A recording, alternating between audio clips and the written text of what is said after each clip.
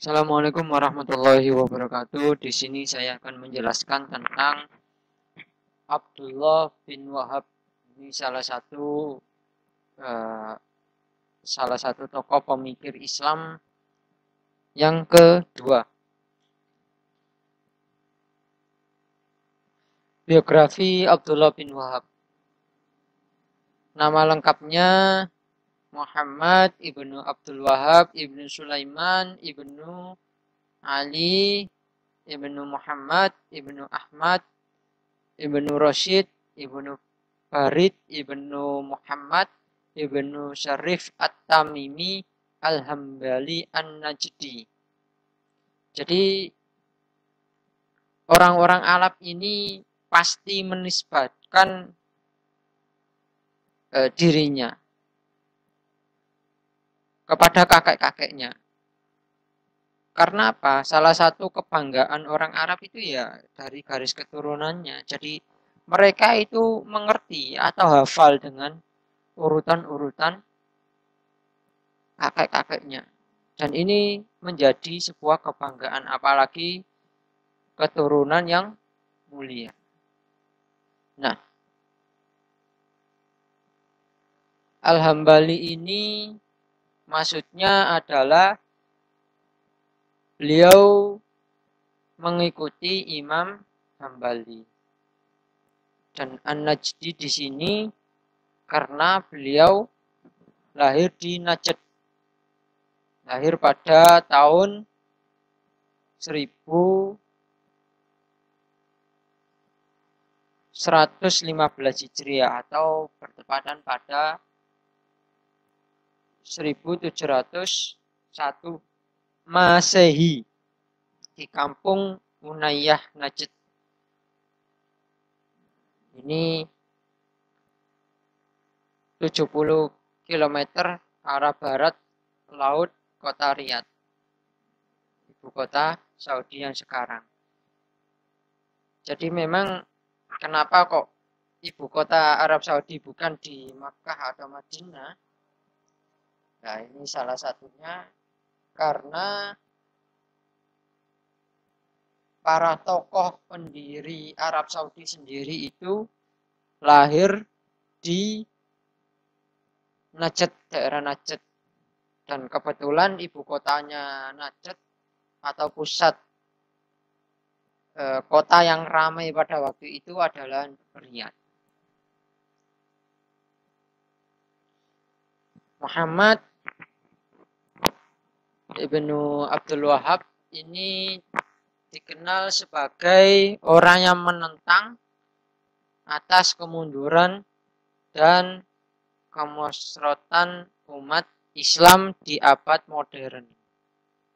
Nah, karena melihat umat Islam ini semakin mundur, akhirnya Abdullah bin Wahab ini membuat gerakan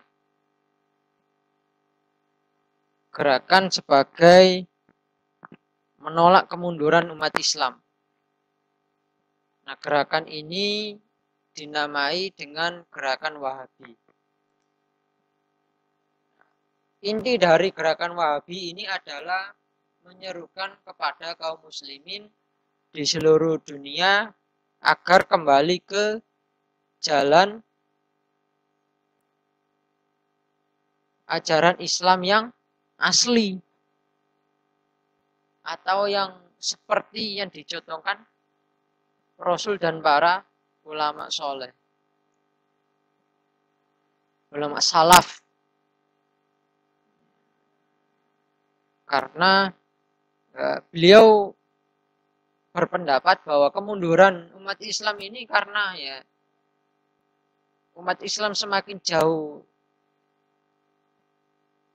ke apa yang dicontohkan Rasulullah, apa yang dicontohkan para ulama soleh, sehingga itulah yang menyebabkan kemunduran umat Islam.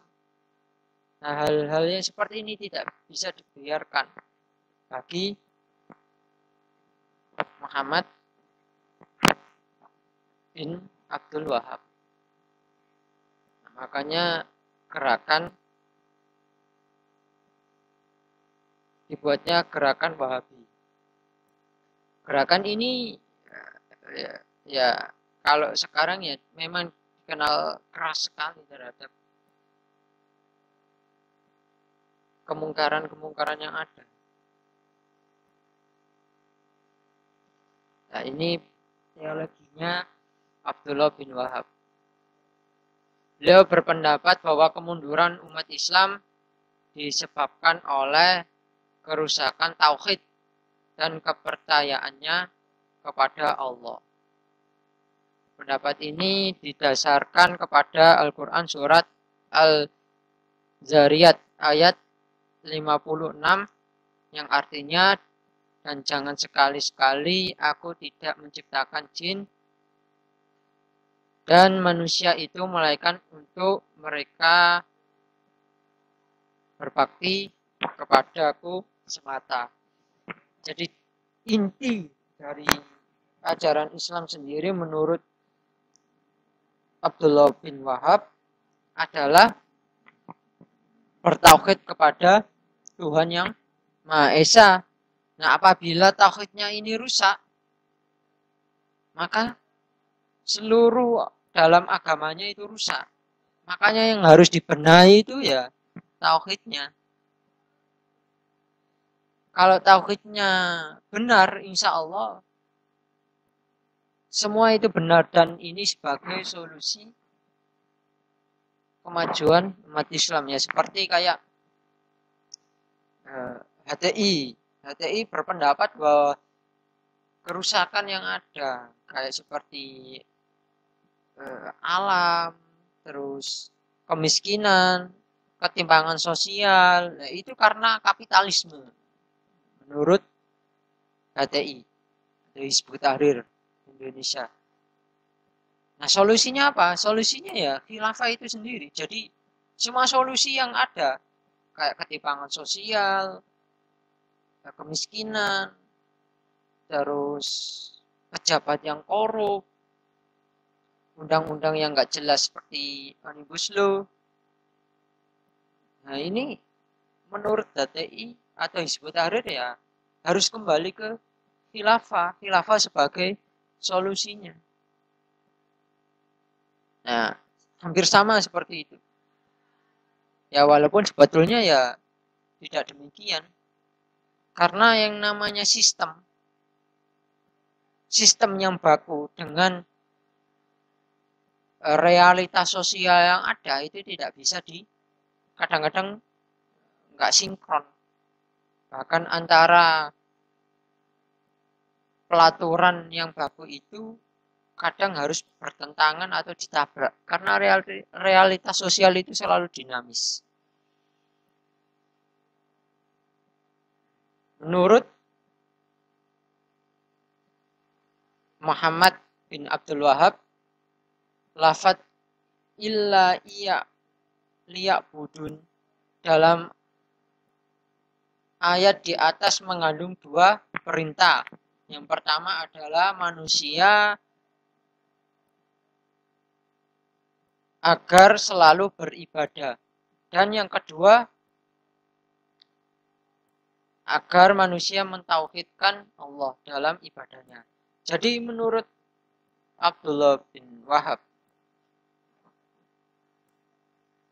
di dalam surat, di dalam lafaz illa liya'budun, itu bukan hanya menyerukan manusia beribadah saja, tetapi perintah agar manusia itu mentauhidkan Allah dalam ibadahnya. Jadi menurut Muhammad bin Abdul Wahab sendiri, percuma saja kalau umat Islam itu, maksudnya manusia ketika beribadah, umat Islam beribadah, akan tetapi di dalam ibadahnya itu tidak mentauhidkan Tuhannya, maka ibadahnya dia ditolak atau tidak diterima.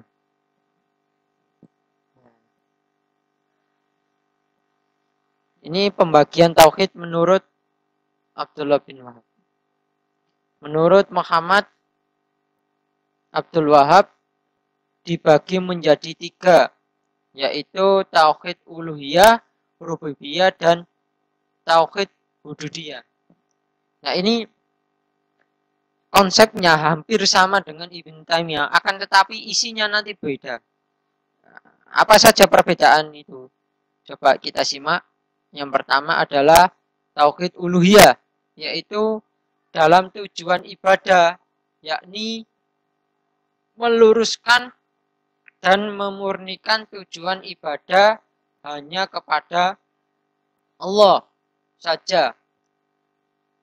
Dalam artian suatu kepercayaan untuk menetapkan bahwa ketuhanan itu hanya milik Allah semata.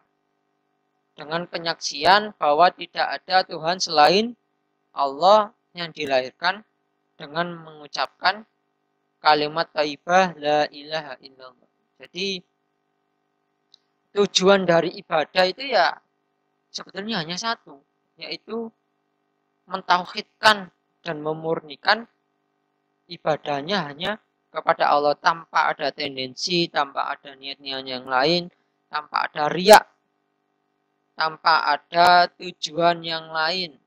Nah, inilah yang kepingin ditegaskan oleh Muhammad bin Abdul Wahab. Bukan hanya itu saja, tetapi kayak kesyirikan-kesyirikan yang ada, ini harus diluruskan. Makanya beliau agak kontras dengan praktek-praktek sufi yang ada pada waktu itu. Ini sengaja saya tidak membahas panjang lebar karena nantinya akan bahasanya akan kemana-mana. Jadi saya fokus ke pemikiran saja. Yang kedua adalah tauhid rububiyah, yaitu tauhid yang kepercayaan bahwa pencipta alam ini hanya Allah semata. Akan tetapi ia tidak mengabdi kepada Allah saja. Jadi hanya beliau umat Islam itu percaya bahwa Allah itu yang menciptakan alam semesta ini ya Allah. Akan tetapi tidak mengabdi kepadanya. Atau pengertian yang kedua, beliau itu umat Islam itu yakin kalau Allah ini hal yang mutlak dengan sifat-sifatnya dan nama-namanya, akan tetapi tidak murni lagi, hanya sebatas lingkungan atau dipengaruhi lingkungan dan situasi. Nah, inilah yang dikhawatirkan oleh Muhammad bin Abdul Wahab ketika dalam kebatinan, contohnya dalam kebatinan di Jawa, level kebatinan orang Jawa itu ya sudah mumpuni lah. Akan tetapi dalam prakteknya kadang-kadang itu ya melenceng. Seperti contohnya sholat cukup di batin saja. Sholat intinya ingat kepada Allah, ingat kepada Tuhan. Tidak usah ada gerakan sholat, praktek sholat. Nah, ini yang salah. Ini yang kepingin diluruskan oleh Abdullah bin Wahab. Ya memang di dalam hukum Islam sendiri itu tidak boleh. Yang ketiga adalah hududiyah, yaitu tauhid dalam materi ibadah. Yaitu bertauhid dalam petunjuk atas dasar amal ibadah kepada hukum syar'i, kepada hukum syariat Allah. Artinya berdasarkan amal ibadah dalam petunjuk hukum syariat Allah, atau memurnikan ibadah kepada Allah dengan amalan yang disyariatkan. atau yang ditetapkan dalam agamanya saja. Jadi ibadah ini ya tidak, ya apa yang sudah dicontohkan, apa yang sudah ditetapkan di dalam Al-Quran dan hadis itu ya yang dilaksanakan, itu yang dilakukan, tidak ada yang lain, tidak ada tambahan-tambahan yang lain. Ini tauhid ubudiyah. Nah, ini konsep negara dan agama ala Arab Saudi. Jadi pada waktu itu Abdullah bin Wahab semangat sekali berdakwah, semangat sekali menyebarkan agama gerakan Wahabi. Nah, ini ketika berdakwah beliau dibantu oleh amir atau penguasa di daerah Najd, yaitu Muhammad bin Saud. Jadi Muhammad bin Saud ini salah satu penguasa di daerah Najdi.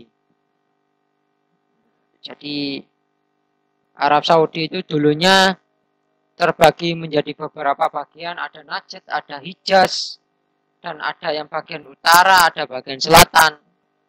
Nah, kalau nggak salah itu ada lima bagian. Nah, yang di tengah-tengah itu Najd. Ini penguasa pada waktu itu adalah Muhammad bin Saud. Nah, ini kerjasama dengan Muhammad bin Abdul Wahab bin Sulaiman. Nah, di antara kesepakatan yang ada, Muhammad bin Saud ini fokus kepada wilayah. Jadi, apa yang menjadi urusan wilayah seperti pemerintahan, mengurusi kerajaan, itu ya urusannya Muhammad bin Saud. Nah, kalau agama diserahkan oleh Muhammad bin Abdul Wahab. Nah, ini berkuasa pada abad ke-17 memasuki abad 18. Abad 17 memasuki abad 18.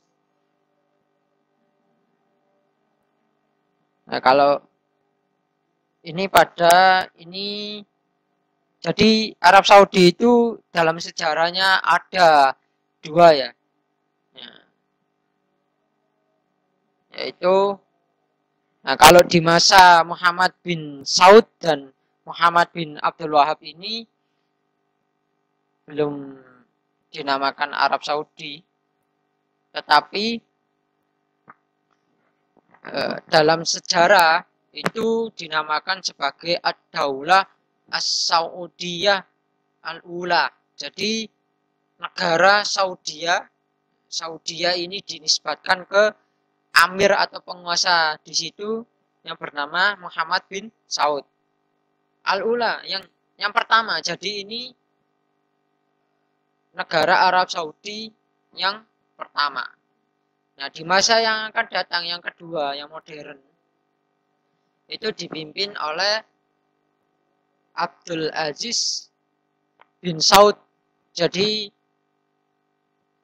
beliau ini yang berhasil mendirikan kerajaan Arab Saudi hingga sekarang, itu yang berhasil mengkonsep negara Arab Saudi sampai saat ini, yaitu tadi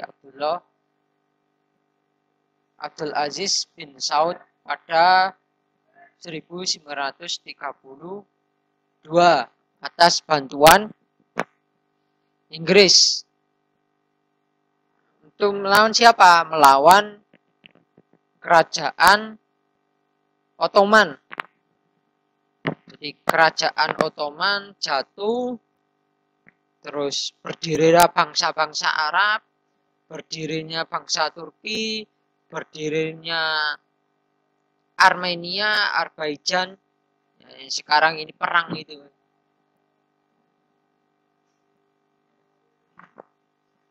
Nah, sebelumnya itu ya dikuasai oleh Turki Utsmani atau Turki Ottoman.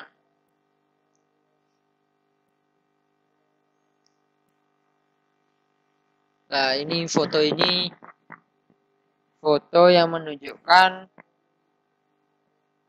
apa ditemukan minyak. Jadi kita tahu bahwa salah satu negara Arab Saudi ini penghasil minyak. Dan itu menjadikan dia kaya dan maju. Seperti Qatar, terus Uni Emirat Arab. Meskipun orang yang menguasai minyak itu tidak mesti kaya. Contohnya seperti Libya. Libya ini ladang minyaknya itu salah satu terbanyak di dunia.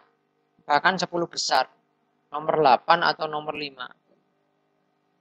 Namun di dalam kondisi perpolitikannya dan keamanannya itu tidak kondusif. Makanya keamanan itu penting. Nah, terus gimana kekayaan alamnya? Ya dikuasai oleh bangsa-bangsa lain. Contohnya seperti Prancis, Italia, Turki. Nah, mereka yang menguasai ladang-ladang minyak. Ada yang dikuasai oleh ekstrem kanan seperti ISIS atau yang moderat. Padahal kaya minyak. Sedangkan salah satu kekayaan atau keuntungan yang paling besar itu ya minyak.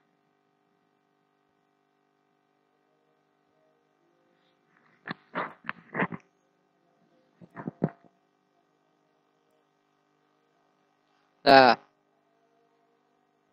contohnya lah ini dinamakan dengan Saudi Aramco atau Aramco ini Saudi Arabia Corporation. Nah, ini yang mengelola minyak seperti kayak di Indonesia Pertamina. Dan ini kantornya ya.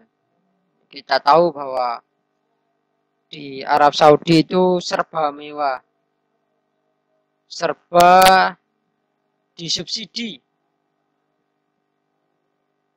Nah, karena apa ya? Ya salah satu kekayaannya itu.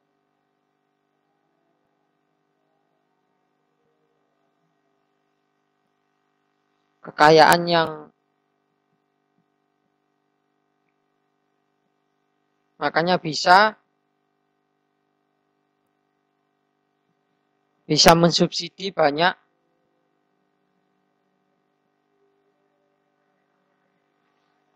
sektor diantaranya gratis kesehatan gratis, terus BBM murah, orang-orangnya kaya-kaya. Ya, karena mempunyai modal. Nah, meskipun semua yang disubsidi itu tidak baik nantinya. Contohnya apa? Negara Venezuela. Negara Venezuela ini bukan salah satu. Negara terkaya minyak terkaya di dunia itu ya di Venezuela, bukan di Arab. Tapi di Amerika Latin, tepatnya di Venezuela. Nah, saking kayanya semua disubsidi. Negara-negara Latin yang kepingin di Venezuela tidak boleh dibatasi. Karena semua orang kepingin hidup di situ. Semua orang kepingin hidup di situ karena apa? Terjamin. kesejahteraannya terjamin. Akan tetapi apa yang terjadi sekarang? Bangkrut, bahkan inflasi sampai kalau dirupiahkan isu sampai 20 juta. Nah, inilah karena apa kok bisa bangkrut? Karena apa kok bisa inflasi? Karena banyak sektor yang disubsidi. Nah, kekayaannya ini tergantung kepada minyak. Sedangkan harga minyak itu fluktuatif. Kadang turun, kadang naik. Nggak tentu. Nah, pada waktu itu turun. Harga minyak itu turun. Akhirnya banyak yang disubsidi, beban negara bertambah. Beban negara bertambah, akhirnya terjadi inflasi. Sekarang menjadi negara yang miskin. Mungkin itu saja yang bisa saya sampaikan, kurang lebihnya Allahumma fiqh ila mithorik. Assalamualaikum warahmatullahi wabarakatuh.